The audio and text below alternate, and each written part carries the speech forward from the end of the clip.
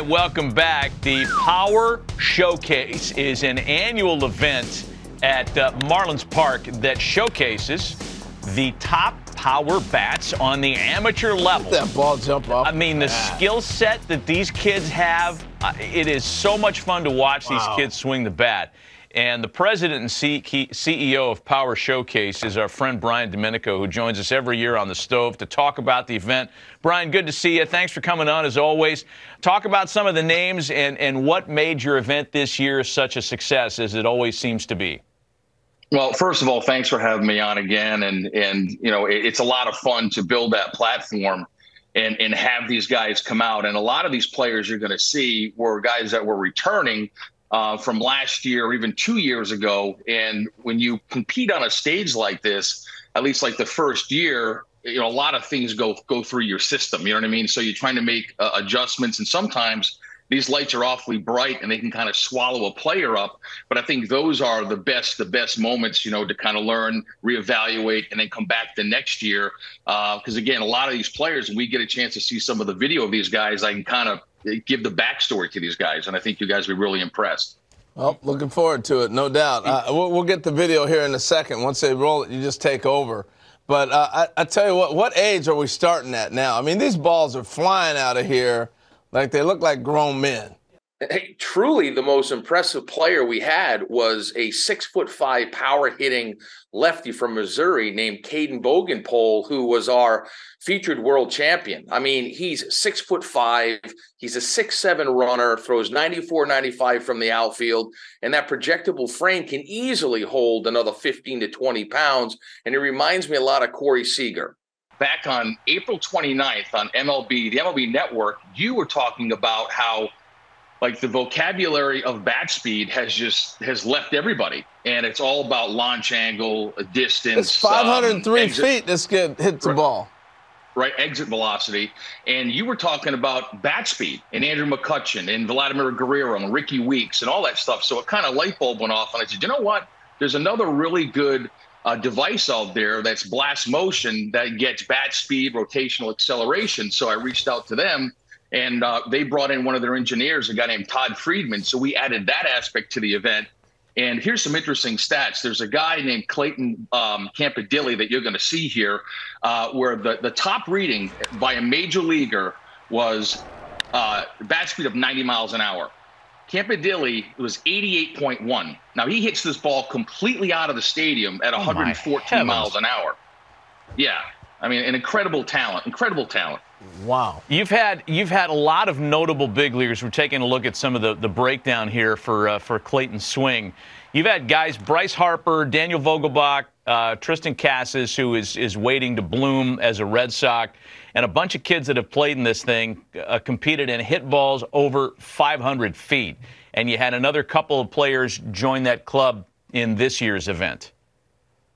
Yeah, there's a young man who, to kind of bring up what I said earlier about guys that have come to the event multiple times, by Clayton Bolkema. He's a player who's Brazilian-born. The Brazilian Bomber is his nickname. And he hits a ball up into the lights at 491 feet. And here he is. Oh, my gosh. Look at this dude. He's Prince Fielder. And listen, yeah, he's a cross between, if you think about it, Josh Naylor, who's with the Cleveland Guardians, was also a Power Showcase world champion. Daniel Vogelbach was a Power Showcase world champion. And I think you sprinkle a little move on in there, you've got Bolkema, but he's only an underclassman. So he'll be back. He'll be back. How old is he then as an underclassman? What age does that put him at? I think he's about 17 years old. He's got one more year to go. Yeah. One more year to go. He's going to wipe out a catcher with that backswing. I mean, wow, that is really fun to watch. So I was going to say, Brian, we're seeing Matt named a bunch of players have gone on to be major leaguers or on their way. So it's not just a bunch of kids hitting homers. You actually got pretty good baseball players competing in this.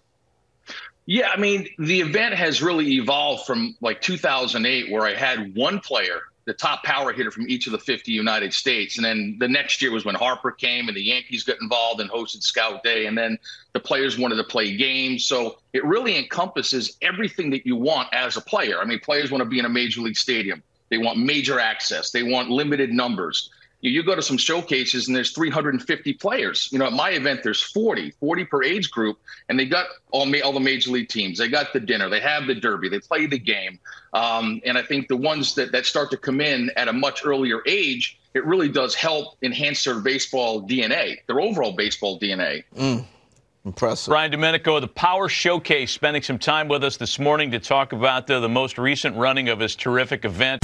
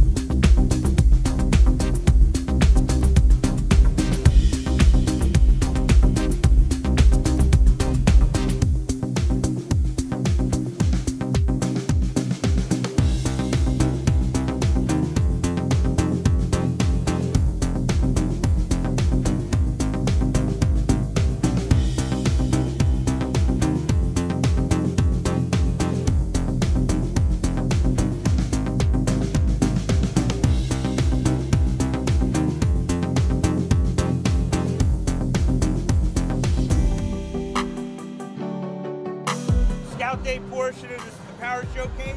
Great opportunity for you to get out in the stadium here. My name's Nick Presto. We got a bunch of scouts from different clubs. We're gonna do defense first. We're gonna hit. Run the 60.